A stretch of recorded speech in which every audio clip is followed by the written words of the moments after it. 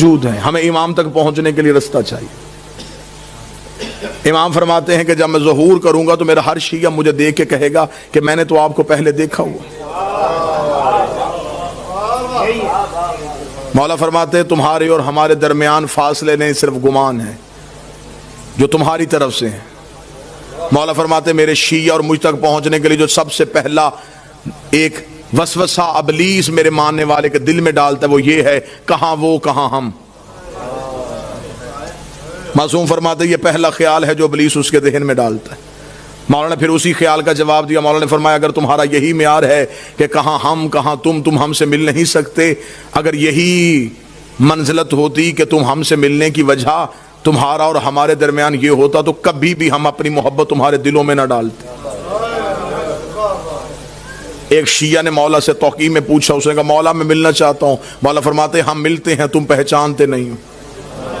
اسے مولا کب ملتے ہیں؟ مولا فرماتے ہیں اکثر تم روتے روتے خاموش ہو جاتے ہو، تمہیں خبر ہے تمہیں وہ تسلی دینے والے ہم ہوتے ہیں، تمہیں وہ دلاسا دینے والے ہم ہوتے ہیں۔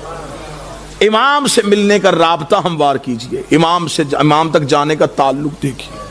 کسی باپ کا بیٹا گھر نہ آئے تو اسے نیند نہیں آتی، اور ہمیں خبر ہے کہ ہمارا امام زمانے میں موجود ہے۔ ہم میں سے کون ہے جو امام کو ڈھونڈنے کی کوشش کرتا ہے؟ اب ایک لمحے کے لیے یہ گفتگو سنجیدہ پہلو میں آئے گی، لیکن مجھے آپ سے 4 دن سے داد بھی لے چکا ہوں، دعا بھی لے چکا ہوں۔ یہ پیغام ہے اللہم صلی علی محمد و آل محمد۔ میں نے گھر کی مجلس میں بھی یہ گزارش کی تھی کہ کہیں ہمارا یہ امام کو بلانا کہیں یہ کوفے والا خط تو نہیں؟ خطوط تو کوفیوں نے بھی لکھے تھے امام کو بلانے کے لیے۔ ہمیں امام سے صرف امام کا انتظار نہیں کرنا، امام کے رستے کو ہموار بھی کرنا ہے۔ توجہ آپ صاحبان فرمائیں گے سرکار۔ ہمیں امام کا صرف انتظار نہیں، رستہ بھی ہموار کرنا ہے، امام سے ملاقات بھی کرنی ہے۔ امام نے تو اپنا ایڈریس بتا دیا کہ میں کب اور کہاں ہوتا ہوں۔ اب اس سے زیادہ امام کو کون شیعہ ہے جو کہے کہ مجھے اب ڈھونڈنے میں مشکل ہے؟ امام نے فرمایا ہفتہ والا دن مجھے ڈھونڈنا ہو تو مسجد کوفہ میں آنا، اتوار کو میں مسجد سہلہ میں ہوتا ہوں، سوموار کو میں بقیہ کی قبروں پہ ہوتا ہوں، پھر میں مسجد جمکران میں ہوتا ہوں، شب جمعہ میں کربلا میں ہوتا ہوں، جمعہ میں امیر المومنین کے حرم میں ہوتا ہوں۔ مولا فرماتے طواف کعبہ کرتے ہوئے اور کعبے پہ سیدھی بارش ہو رہی ہو اور مزاب رحمت سے پانی نیچے آ رہا ہو تو سمجھ لینا تمہارا امام طواف میں ہے۔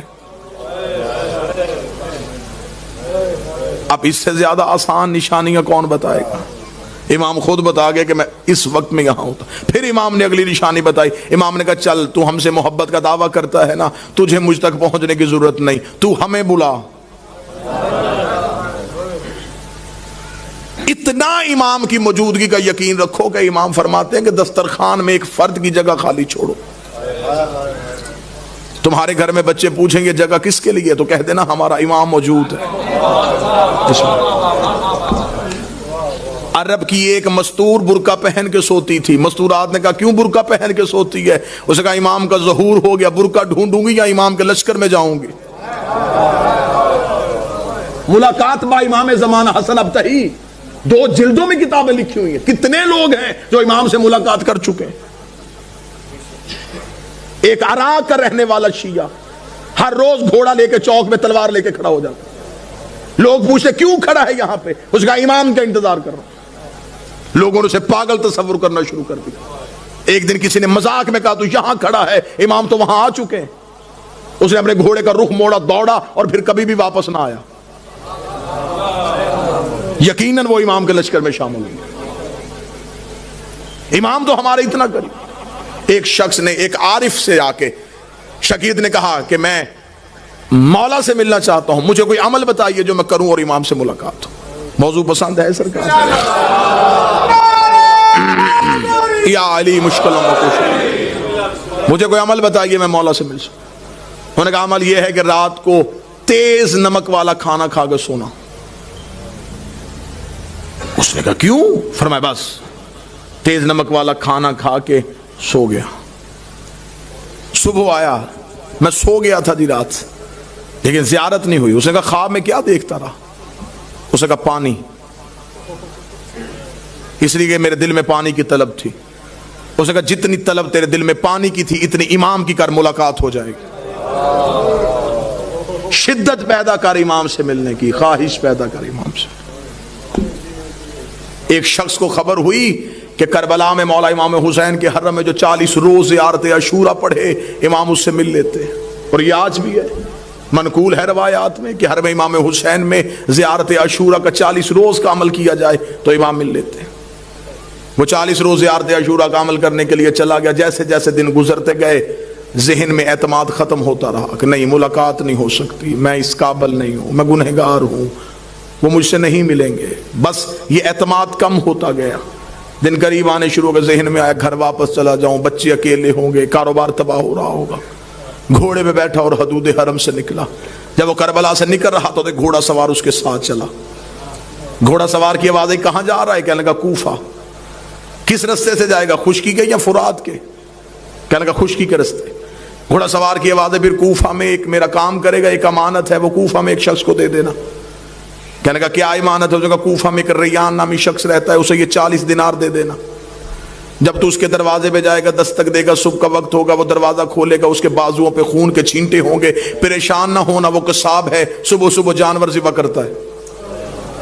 ذہن میں پھر نہ آیا کہ جو پہنچنے سے پہلے وجہ بتا رہا ہے.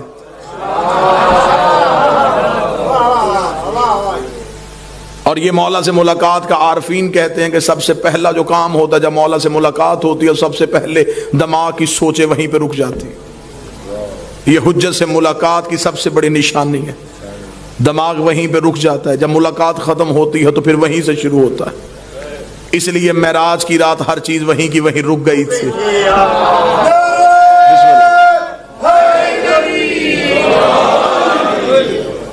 اب جب گھوڑا سوار واپس پلٹا تو اس نے آواز دے کے کہا، اس نے کہا اگر وہ پوچھے یہ کس نے دیے ہیں تو اپنا نام تو بتائیے. گھوڑا سوار کی آواز ہے، کہہ دینا بقیہ نے دیے. میرے مالک کا ایک لقب ہے بقیت اللہ. چلا گیا، جا کے کوفہ میں صبح پہنچا. اسی قصاب کے دروازے پہ دستک دی، اندر سے وہی شخص نکلا، بازوؤں پہ خون کے چھینٹے. دیکھیں گے مجھے خبر ہے تو صبح صبح جانور ذبح کر رہا ہے. کہاں سے آیا؟ کہنے لگا کربلا سے آیا ہوں. تو میرے دروازے پہ کیوں آیا ہے؟ میرے پاس تیری ایک امانت ہے، یہ 40 دینار کسی نے کربلا سے دیے، اسے کہا ریان کو دے دینا. آنکھیں کھلی کی کھلی رکھ، رک یہیں پہ. اندر گیا، لباس تبدیل کیا، وضو کر کے باہر آیا. کہنے لگا زحمت ہوئی تجھے میرے دروازے پہ، میں معذرت چاہتا ہوں، تجھے اپنے دروازے پہ روک کے رکھا، میں لباس تبدیل کر چکا ہوں، وضو کر چکا ہوں. تھوڑی دیر کے لیے گھوڑے سے اتر، مجھے وہ آنکھیں چومنے دے جس سے تو نے مولا کو دیکھا ہے. مجھے وہ ہاتھ چومنے دے جس سے تو نے مولا کو ہاتھوں کو ہاتھ لگائے. یہ پریشان ہوگا تو کون سے مولا ہے؟ اس نے کہا یہ کیا تمہیں صاحب الامر نے نہیں دیے؟ کہنے لگا کون سے صاحب العصر؟ کیا وہ امام زمان تھے؟ اس نے کہا تو وہاں مل کے آیا، تجھے پتہ ہی نہیں؟ مجھے جو جب بھی کوئی مشکل ہوتی ہے میں انہی کو بلاتا ہوں. میں نے تو ابھی رات کو کہا تھا مولا 40 دینار کا قرضہ ہے، مجھے واپس دینا ہے. صبح سے پہلے اس نے واپس بھیج دیا.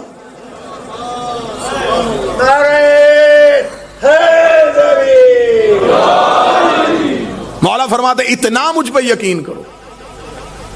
جب تمہارا یقین اتنا بڑھ جائے گا پھر تم اپنی مشکل کسی کو بتاؤ گے نہیں. اب یہ محبت کا معیار ہے. امام فرماتے میرے شیعوں مجھ سے رات کو سرگوشیاں کیا کرو. سرگوشی کیا، تکیے کے سر رکھ کے اپنے دکھ مجھے سنایا کرو. امام فرماتے تو تکیے پہ سر رکھ کے مجھے اپنے دکھ سنا کے سو جا. صبح کا سورج طلوع ہونے سے پہلے تیرے دکھ نہ ٹالوں، مجھے بطول کا لال نہ کہنا. تو مجھ پہ اعتماد تو کرو، تو مجھ پہ یقین تو کرو، تو مجھ تک پہنچنے کا رستہ تو تلاش کرو. امام فرماتے ہیں میرا شیعہ وہ ہے جو میرا ظہور ہر روز مانگے. وہ ساری زندگی اس کی حالت ایسی رہے جیسے اس کی کوئی چیز گم ہو چکی ہے اور وہ اسے ڈھونڈ رہا ہے. شیعہ بھی اور اسے یہ بھی پتا ہو کہ میرے وقت کا امام کہیں نہ کہیں خون رو رہا ہے. پھر اس کے دل میں یہ طلب ہونی چاہیے کہ میں امام تک کسی نہ کسی طریقے سے پہنچوں. ملاقات امام سے ہے. قبلہ تشریف فرمائے ملاقات ممکن بھی ہے. ہاں امام ملتے ہیں ہر کسی سے اس کی معرفت کے مطابق، اس کے عرفان کے مطابق. آئیں گے ضرور، برا ہو صحیح آئیں گے ضرور. چلے میں تحفہ دوں آج کی آخری مجلس میں، ہدیہ دوں. مولا فرماتے جس دن تم چاہو کہ تم مرنا نہیں چاہتے، جس دن تمہارا جی زندہ رہنے کے لیے ہو کہ آج میں زندہ رہنا چاہتا ہوں، عمل یہ ہے مولا فرماتے اس روز آنکھ کھلے تو اٹھتے ہی، بلکہ یہ روز کا معمول بناؤ، آنکھ کھلتے ہی السلام علیکم یا صاحب العصر والزمان، اے میرے وقت کے امام تجھ میں میرا سلام. اللہم صلی علی محمد وآلہ وسلم. سائل نے کہا مولا کریں گے سلام تو موت کیسے نہیں آئے گی؟ امام نے فرمایا سلام سنت ہے، جواب دینا واجب ہے. تم سلام کرو گے وہ جہاں بھی ہے واپسی میں جواب دے گا علیکہ السلام. جب وہ کہہ دے سلامتی ہو تو پھر موت کیسے آ سکتی؟ اب امام تک پہنچنے کا رستہ کس نے تعین کرنا ہے؟ جب حجت موجود ہو تو پھر ہمیں غیر کے دروازے پہ جھکنے کی ضرورت ہی نہیں رہی. سرکار اب ہمارا امام تک پہنچنے کا ایک ہی ذریعہ ہے، اپنے توکل کو بلند کیجئے، اپنے اعتماد کو بحال کیجئے، یقین کی منزل پہ آئیے اور یہ یقین رکھیے کہ ہمارے وارث موجود ہیں، ہمارے امام ہمیں دیکھ رہے ہیں. جب یہ یقین آ جائے گا نا کہ امام موجود بھی ہیں، دیکھ بھی رہے ہیں، پھر گناہ کون کرے گا؟ جو بیٹا باپ کے سامنے سگریٹ نہیں پیتا، جب اسے یہ ذہن میں ہو کہ میرا امام موجود ہے، پھر وہ غلطی کیسے کرے گا؟ لیکن ہم نے اپنے اندر سے وہ یقین ختم کر لیا ہے. ہم سمجھتے ہیں کہ امام ہے، بس آ جائیں گے، آ کے ہمارا بھی انتقام لیں گے، اپنا بھی انتقام لیں گے. نہیں، امام کو ایسے نوکر نہیں چاہیے. امام کو ایسے چاہیے جو آج بھی امام کے عشق میں ویسے کھڑے ہوں جیسے امام کے قیام پہ کھڑے ہونا. ہم ظہور کے بالکل قریب ہیں، اور یہ جو آج چھوٹے چھوٹے مسئلے مسائل، یہ مسئلہ وہ مسئلہ، یہ مسئلہ وہ مسئلہ، یہ مسئلے نہیں ہیں، یہ امام کا چھان بریک ہو رہا ہے.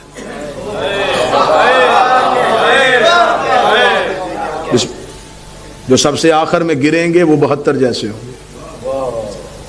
مولا نے فرمایا ہمارے ظہور کے، میرے آخری بیٹے کے ظہور کے وقت سب سے مشکل چیز ہمارے شیعوں کے لیے ہوگی اپنے عقیدے کا تحفظ کرنا. مال چوری ہونے سے بچایا جا سکتا ہے، اور عقیدہ چوری ہونے کا خطرہ اس لیے بھی زیادہ ہو جاتا ہے جب چوکیدار ہی چوروں سے مل جائیں. عقائد حقہ کا تحفظ کرنا. ہم حجت کے قریب جا رہے ہیں. مولا فرماتے جب میرے شیعوں کے روزانہ کے اعمال میرے سامنے آتے ہیں تو آپ یہ جملہ سمجھیے گا، اور اس کے بعد پھر گناہ کرتے ہوئے ایک بات ذہن میں، یہ میری روایت کو ضرور آنے دیجیے. امام فرماتے جب میرے شیعہ کا گناہ میرے سامنے آتا ہے تو امام فرماتے اس ایک گناہ کو دھونے کے لیے مجھے اپنے آنکھوں کے آنسو لہو والے استعمال کرنے. مولا اپنے آنسوؤں سے اس شیعہ کے اس گناہ کو دھوتے، دھو کے کہتے ہیں میرے اللہ یہ مجھ سے محبت کرتا تھا، بے خبری میں گناہ کر گیا. اس لیے مولا نے فرمایا میرے شیعوں ہمارے لیے شہرت کا باعث بننا، میری آنکھ میں آنسو کا باعث نہ بننا.